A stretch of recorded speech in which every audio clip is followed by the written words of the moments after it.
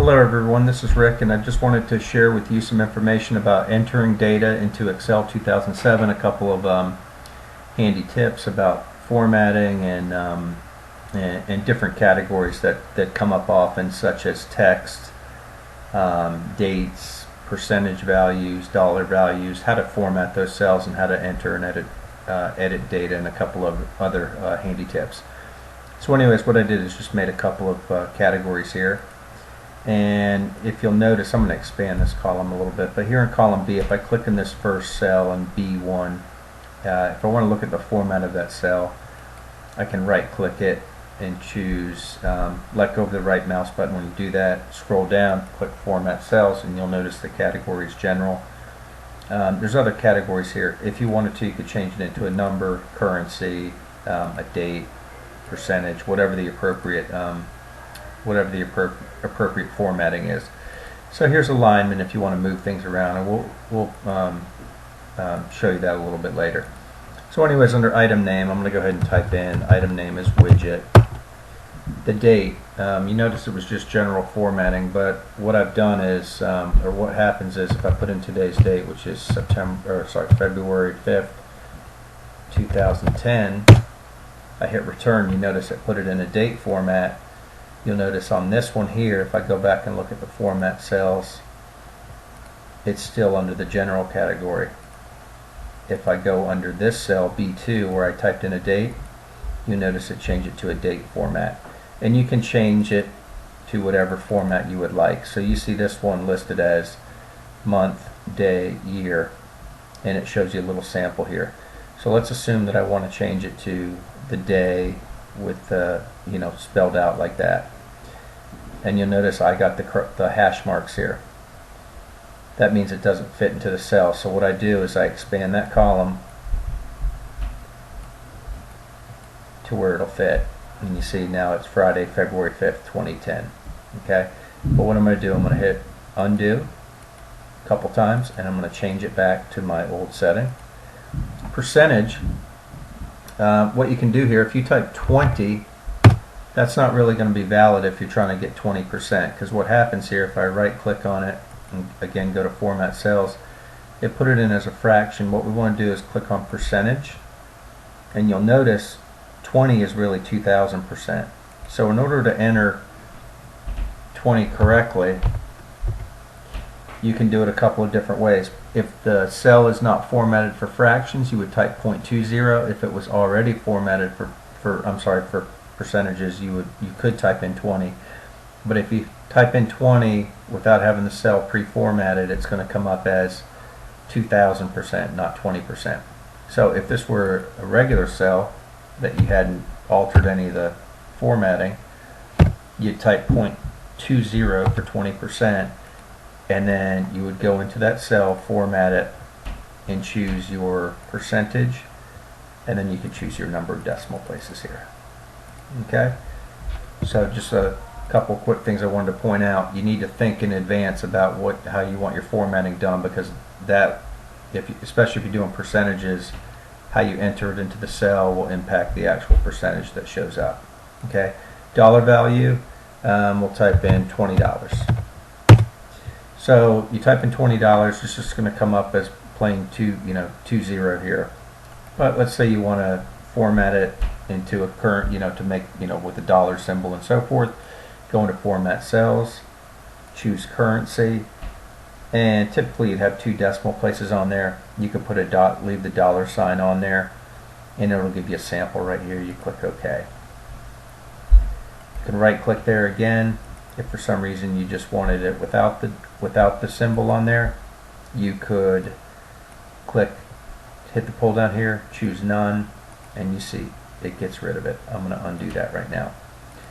A couple other things I wanted to share with you is a quick tip. I'm going to go ahead and delete this cell. If I hit delete, it'll just clear the cell out. One thing about clearing that cell out is it does not clear the formula when I just hit the delete key. So it's just the information within that cell, not the formatting.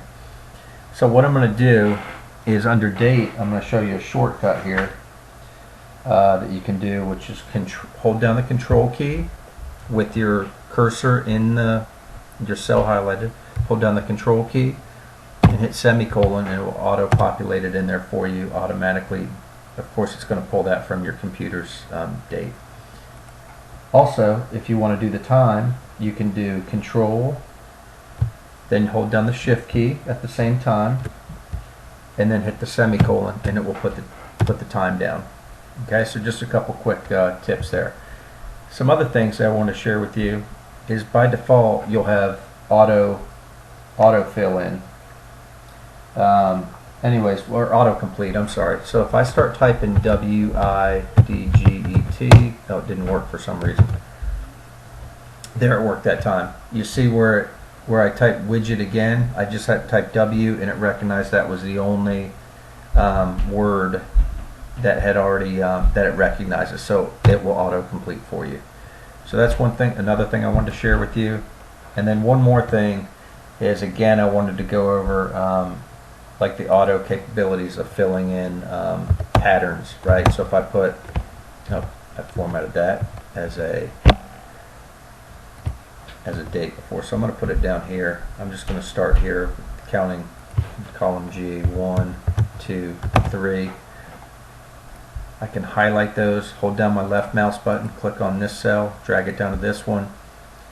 I get my cursor right to the bottom right here. For some reason my screen recorder is not picking it up, but your cursor will turn into a cross there, a hash.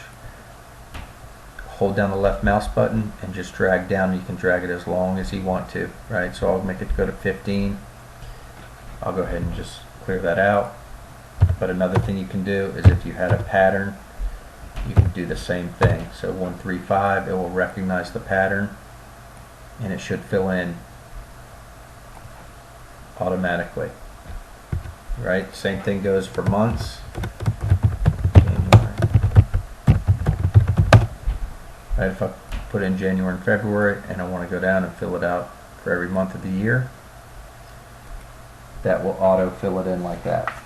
So I think that's, one other thing that I want to share with you is that if for some reason you need to enter a fraction, you can do that just by typing it in. So let's say 2 3/4, you can type 2 space 3/4, which is 2 3/4, which is the same thing. If I go into that cell and format it, I could change it to a number, and it would change it to the decimal format, 2.75, right? Or I could leave it like that. All right, and then the final thing is, I just want to remind everybody, if you're doing a formula, for example, if you had, I'm going to just type quantity here.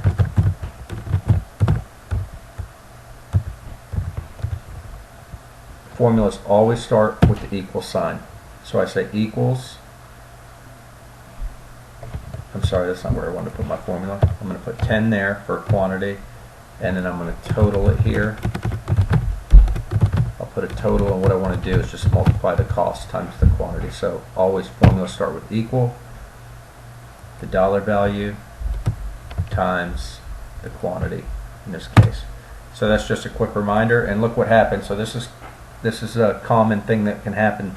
Remember I mentioned before that the cells, when you delete information out of the cell, it will not remove the formatting. So I'm going to have to go back in here and change that into currency, and I'm going to leave it at I'm going to change it back to 2 decimal places and say OK, and there you have it, $200. So I think the last thing I want to show you here is, if you want to edit a cell, just go ahead and double click in the cell and click up here and edit it, or you can click in it, hit the F2 or function 2 button, and it'll do the same thing. So just a couple tips I wanted to share with you. Thanks for tuning in.